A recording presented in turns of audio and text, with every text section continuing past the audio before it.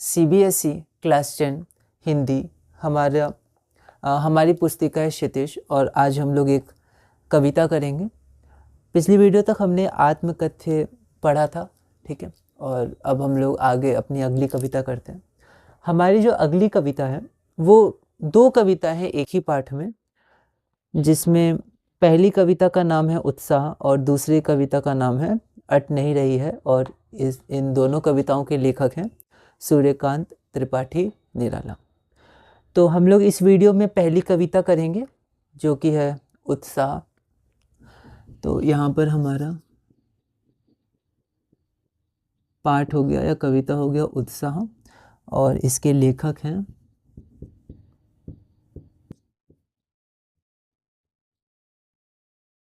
सूर्यकांत त्रिपाठी निराला। तो यहाँ पर जल्दी से एक बार हम लोग देख लेंगे। अगर आपके पास क्षितिज की पुस्तिका है तो आप इसको खोल लीजिएगा। इसका एक बार सारांश हम लोग जल्दी से देख लेते हैं और उसके बाद हम लोग आगे बढ़ेंगे। तो बादल गरजो, तो यहाँ पर कवि बादल की ओर संकेत करके कह रहे हैं बादल की तुम गरजो। घेर घेर घोर गगन धारा धरो, ललित ललित काले घुंघराले बाल कल्पना कैसे पाले। तो घेर घेर मतलब पूरी तरह घेर कर, घोर मतलब भयंकर रूप से, हे बादल तुम गरजो। धारा धर, धर मतलब धरने वाला, धारा मतलब हम जल की धारा, जल धरने वाला अर्थात बादल। तो धारा धर बादल हो गया, मतलब हे बादल तुम ज़ोर ज़ोर से बरसो। ललित ललित काले घुंघराले, ललित हम लोग सुंदर कह सकते हैं, और काले घुंघराले मतलब जैसे काले घुंघराले बाल होते हैं वैसे बादल भी घुंघराले हैं, सुंदर लग रहे हैं वो। बाल कल्पना कैसे पाले, जैसे एक बालक की कल्पनाएं होती हैं, बाल अर्थात बालक, तो बालक की कल्पनाओं की तरह बदलना, कैसे पाले मतलब बदलना। तो बादल की कल्पनाओं जैसे वो बदल, जैसे बादल अगर हम देखें तो वो अलग अलग शेप्स ले लेते हैं समय के साथ, थोड़े थोड़े समय में उनका जो शेप होता है, साइज़ होता है, वो आकार में परिवर्तन होता रहता है। तो जैसे बालक की कल्पनाएं समय समय पर बदलती रहती हैं वैसे उनका आकार भी बदलता रहता है।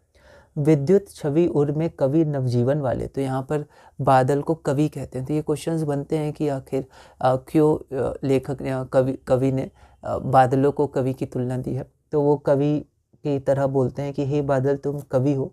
विद्युत छवि उर में, उर मतलब हृदय, तुम्हारे हृदय में विद्युत, विद्युत जैसे बिजली निकलती है, तो वहाँ पर बिजली की छवि उर में कवि नवजीवन वाले मतलब नया जीवन। अर्थात यहाँ पर वो कहते हैं कि जिस तरह एक कवि अपनी कविता से एक नया जीवन डालता है लोगों पे, है ना, इतना उत्साह डालता है किसी इंसान के भीतर जो अपनी आशा उम्मीद खो चुका है। अगर वो किसी कवि, है ना, कवि की कविताएं पढ़ता है तो उसके अंदर एक नया उत्साह, नव जीवन आ जाता है। तो उसी तरह हे बादल तुम भी एक कवि हो, तुम्हारे अंदर से विद्युत की तरह कविता निकलती है, जो विद्युत निकलती है। तो ऐसे वो कंपेयर करते हैं, तो आप इसको थोड़ा थोड़ा देख सकते हैं। वज्र छिपा नूतन कविता फिर भर दो, तो वज्र मतलब होता है बहुत ही कठोर या भीषण, ऐसी चीज़ जो टूटती नहीं है। वज्र जैसे वज्र की दीवार, वज्र तो जो टूटता नहीं है। तो वज्र छिपा नूतन कविता मतलब तुम एक ऐसी कविता लिखो जिसमें वज्र हो, मतलब जिसको पढ़ने के बाद लोगों में एक उत्साह आ जाए, कुछ कर गुजरने की एक तरह से शक्ति अंदर आ जाए। जब वो हारे हुए, जब वो टूटे हुए अपने मन से उदास है, तो उनमें एक शक्ति आ जाए, है ना, ऐसे एक विद्युत धारा उनमें बहने लगे, ऐसे करके आप देख सकते हैं। फिर भर दो बादल गरजो, तो हे बादल तुम गरजो।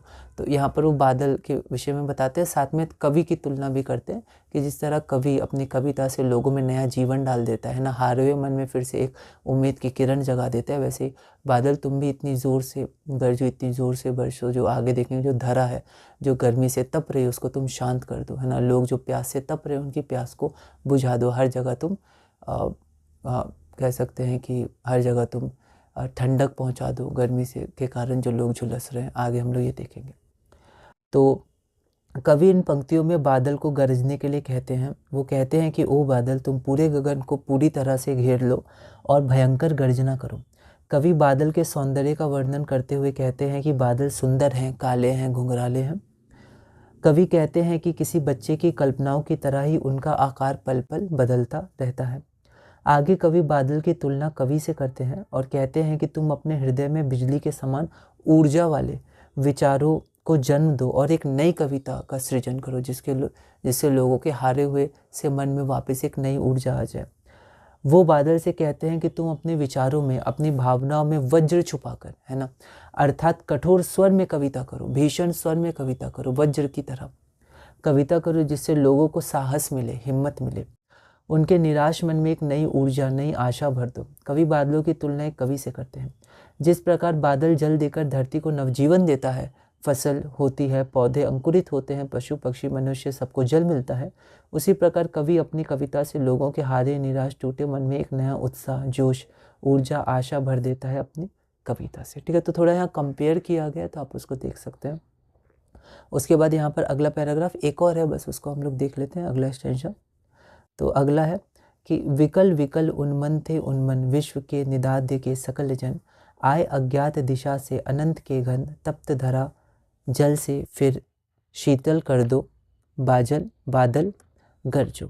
ठीक है, तो यहाँ पर वो कहते हैं विकल विकल, विकल अर्थात व्याकुल, है ना, बेचैन, अधीर, मतलब समझ नहीं आ रहा है क्या होगा या क्या करें, तो वो बेचैन, व्याकुल कौन थे, तो उन्मन थे उन्मन, उन्मन मतलब होता है अनमना, कहीं मन ना टिकना या उदास होना, मन नहीं लगना, एक बेचैनी होना। तो कौन थे ये, तो विश्व के निदाद्य के सकल जन, सकल अर्थात सब, और जन अर्थात लोग, और निदाद्य, निदाद्य अर्थात गर्मी या ताप, है ना। तो विश्व के जितने भी लोग थे वो गर्मी के कारण, है ना, क्योंकि गर्मी के बाद फिर बारिश होती है, तो गर्मी के कारण वो सब क्या थे, तो वो सब बेचैन थे, व्याकुल थे, अधीर थे, और उनका मन कहीं टिक नहीं रहा था, अनमने से वो उदास होकर वो सब बैठे हुए थे, है ना, और व्याकुल थे, विकल थे सारे लोग विश्व के। आए अज्ञात दिशा से अनंत के घन, तो अचानक, है ना, बादल ऐसी कोई दिशा नहीं, कहीं से भी वो आ सकते हैं, फिर घने हो जाते हैं, फिर बारिश करते हैं। तो आए अज्ञात दिशा से अनंत के घन, तो अज्ञात दिशा से कई सारे बादल आ गए, और तप्त धरा जल से फिर शीतल कर दो। तप्त अर्थात तपती हुई धरा, जो सूरज की गर्मी के कारण तप रही है धरा, उस धरा को फिर से शीतल अर्थात ठंडा कर दो, है ना, ठंडक पहुंचा दो उस धरा को। तो तप्त धरा जल से फिर शीतल कर दो, हे बादल तुम गरजो। ठीक है, तो यहाँ पर फिर कवि तुलना करते हैं कि जैसे वहाँ पर जिस तरह एक बादल, है ना, धरती के दुख को, धरती की पीड़ा को, लोगों की पीड़ा को दूर करता है, धरती जो तप रही है उसको ठंडक पहुँचाता है, उसी तरह लोगों के दुख दर्द को दूर करने के लिए कोई भी इंसान आ सकता है, कुछ इंसान कहीं से भी आ सकते हैं जो लोगों का कल्याण करे या फिर उनकी मदद करे, उनके दुख दर्द दूर करने का प्रयास करें। ठीक है, तो ऐसे संकेत मिलता है। तो मतलब ऐसे संकेत दिया है कवि ने, है ना, वो बादल के विषय में लिख रहे हैं, पर वो संकेत भी दे रहे हैं जीवन के विषय में, है ना, समाज के विषय में वो संकेत भी कर रहे हैं। तो इन पंक्तियों के द्वारा कवि कहते हैं कि गर्मी और ताप के कारण सारे लोग व्याकुल हैं, विकल हैं, बेचैन हैं, किसी का भी मन कहीं नहीं लग रहा है, सारे लोग भीषण गर्मी के कारण दुखी हैं। आगे कवि कहते हैं कि जब सारे लोग गर्मी के कारण व्याकुल थे, तब न जाने कहाँ से गगन की अज्ञात दिशाओं से, कहीं से भी वो बादल आ गए, कई सारे बादल आ गए। आगे कवि बादलों से कहते हैं कि हे बादलों, तुम खूब बरसो, गर्मी से झुलस रहे लोगों को शीतल कर दो, तुम खूब गरजो और खूब बरसो, और सबकी व्याकुलता को दूर कर दो। इन पंक्तियों का सांकेतिक अर्थ, तो एक सांकेतिक अर्थ होता है कोई भी कविता में, एक होता है लिटरल, मतलब शाब्दिक अर्थ क्या कह रहे हैं, और एक सांकेतिक अर्थ होता है, मतलब वो क्या कहना चाह रहे हैं, शब्दार्थ और भावार्थ, तो किस तरफ संकेत कर रहे हैं। तो इन पंक्तियों का सांकेतिक अर्थ है कि पूरी धरती दुख, पीड़ा, कष्ट और दुख से पीड़ित थी, सारे लोग दुखी थे, तब ना जाने कौन किस दिशा से आए और लोगों का दुख दर्द दूर कर दिए, है ना। तो ये सांकेतिक अर्थ है। तो ये रही हमारे पास कविता। तो इस शॉर्ट में मैंने समझाने की कोशिश की है, आप इसको और अच्छे से समझ सकते हैं और देख सकते हैं, क्वेश्चंस कर सकते हैं। अब हम लोग क्या करेंगे, कुछ क्वेश्चंस देखेंगे। तो क्वेश्चंस हम लोग डायरेक्ट पीडीएफ में ही देखेंगे। तो उन क्वेश्चंस में क्या है कि क्वेश्चंस में बादल की तुलना किससे की गई है, या कवि इसके माध्यम से क्या कहना चाह रहे हैं, तो ऐसे क्वेश्चंस आते हैं। तो हमने पहले भी क्वेश्चंस में देखा, चाहे गद्यांश हो चाहे काव्यांश हो क्षितिज की, तो हमने देखा है अब जो प्रश्न आते हैं वो थोड़े अच्छे और सोचने के लिए आते हैं। अब डायरेक्ट प्रश्न अब नहीं पूछे जाते हैं। कुछ सालों से अगर आप प्रीवियस ईयर्स का ट्रेंड देखिएगा तो डायरेक्ट प्रश्न होता है, आपको सोचना पड़ेगा आप खुद क्या करेंगे ना, और उसको जीवन से रिलेट करके भी क्वेश्चंस पूछे जाते हैं। उनका आशय क्या है, उन्होंने ऐसा क्यों किया, इस पंक्ति में इसका क्या अर्थ है, ठीक है। तो ये बहुत इंपॉर्टेंट है, आप प्रैक्टिस करिएगा और अच्छे शब्दों का प्रयोग करिएगा और लाइन अच्छे से लिखिएगा। ऐसा नहीं 30 शब्द है तो आप 60-70 शब्द लिख रहे हैं, 30-40 जितना वो कम करने की कोशिश करिएगा। और accurate answer, point wise answer writing में भी हमें ध्यान देना है। तो इस वीडियो में हम लोग इतने ही रखते हैं। अब हम लोग एक बार PDF में ये देख लेते हैं सारांश, और साथ में क्वेश्चन आंसर देख लेते हैं, और अगली वीडियो में हम लोग इसका अगला पार्ट करेंगे, अट नहीं रही है। और इसी तरह धीरे धीरे हम लोग हिंदी क्लास 10 क्षितिज में आगे बढ़ेंगे।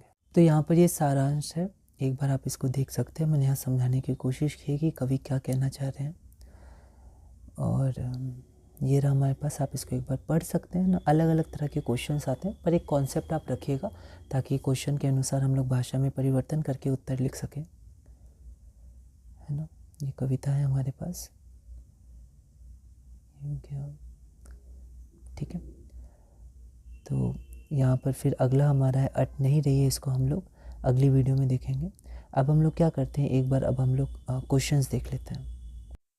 तो पहला क्वेश्चन हमारे पास है, उत्साह कविता का कवि परिवर्तन की कामना किन कारणों से कर रहा है, किन्हीं 2 कारणों का उल्लेख कीजिए।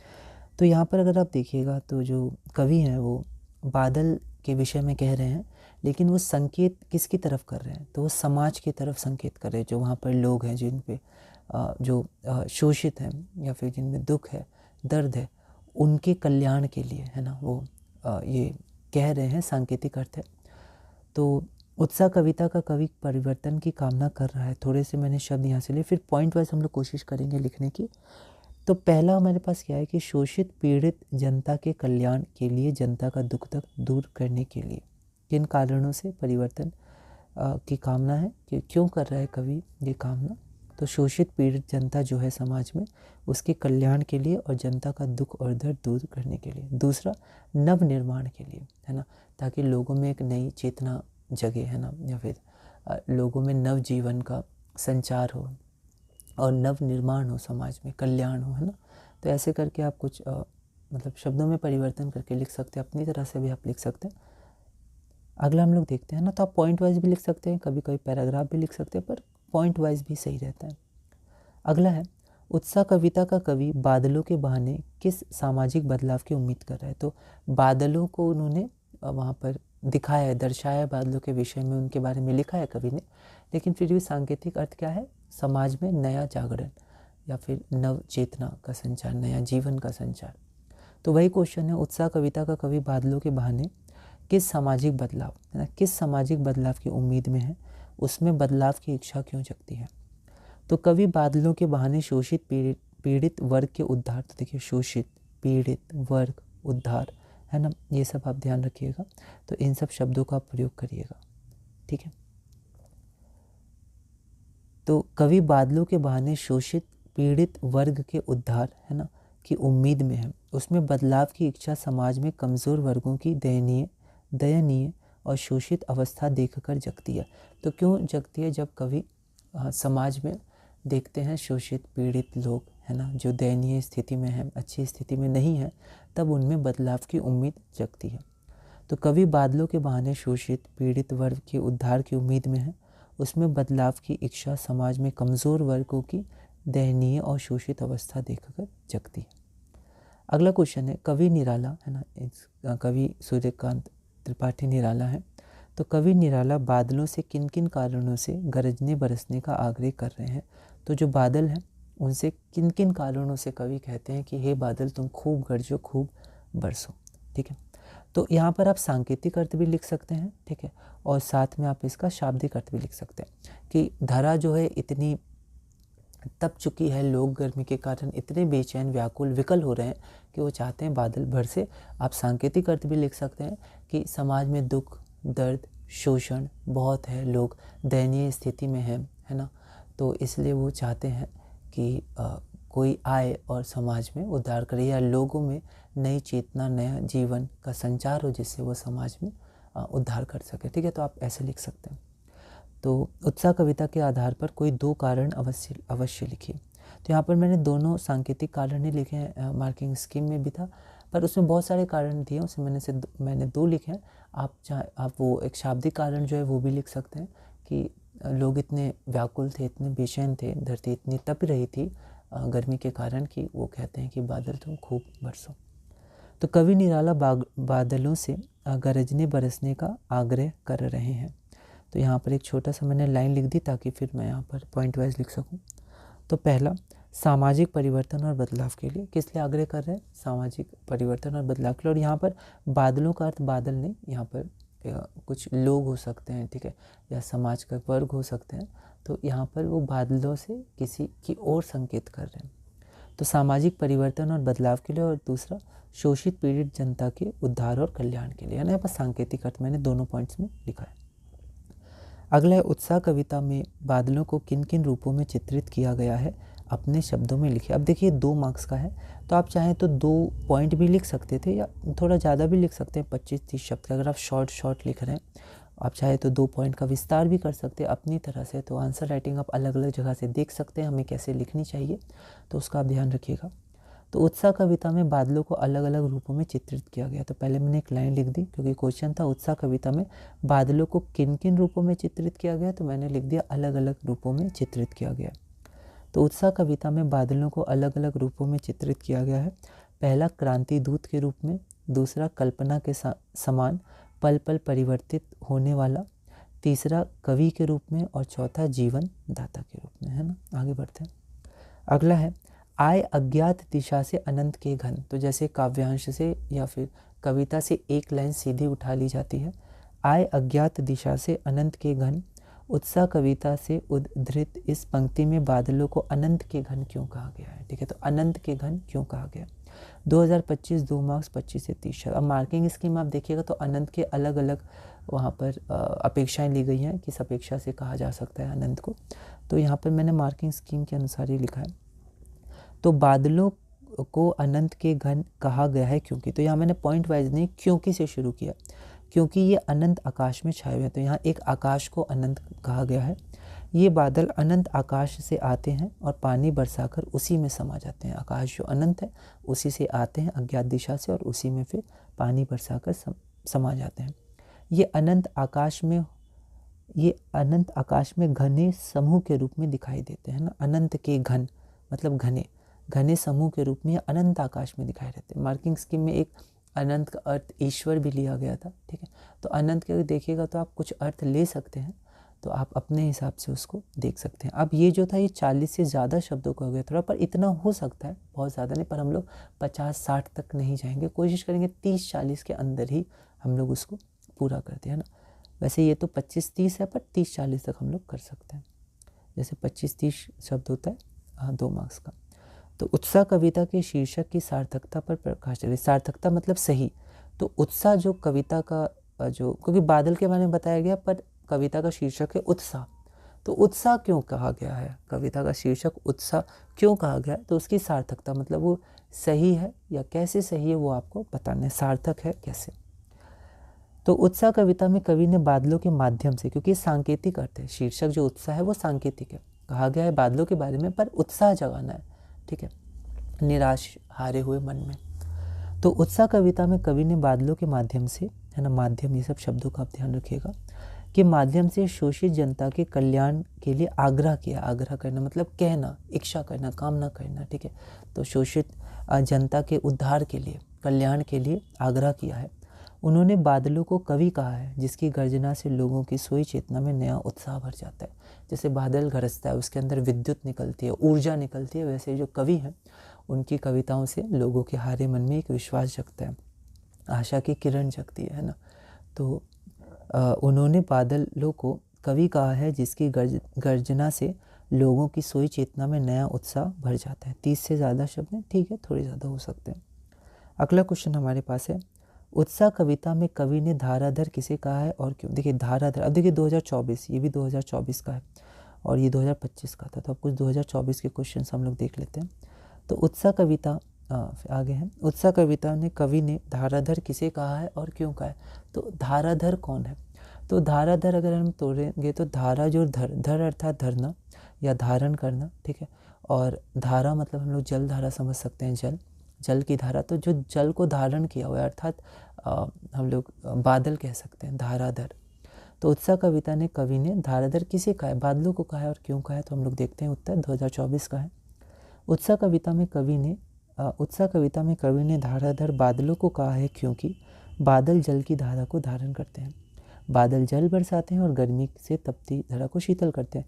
इसमें थोड़े कम शब्द हो रहे थे, कम से कम 25-30 शब्द हमें ले जाने हैं, तो मैंने एक लाइन और लिख दिया, बादल जल बरसाते हैं और गर्मी से तपती धरती को शीतल करते हैं। ये सब मैंने मार्किंग स्कीम के आधार पे बनाया, अलग अलग पॉइंट्स उसमें से कलेक्ट करके लिखे हैं, तो आप इसको देख सकते हैं। तो इस वीडियो में हम लोग इतनी रखते हैं 7 क्वेश्चंस, और भी आप इसमें क्वेश्चंस कर सकते हैं, और इसके बाद ये कविताएं हम लोग बाद में देखेंगे, है ना। अभी हम लोग चौथी ही कविता, मतलब जो पहला पार्ट था वही देखते हैं। उसके बाद अगली वीडियो में हम लोग अपने अगली कविता देखेंगे जो कि अट नहीं रही है, और इसी तरह धीरे धीरे हिंदी क्लास 10 क्षितिज में आगे बढ़ेंगे।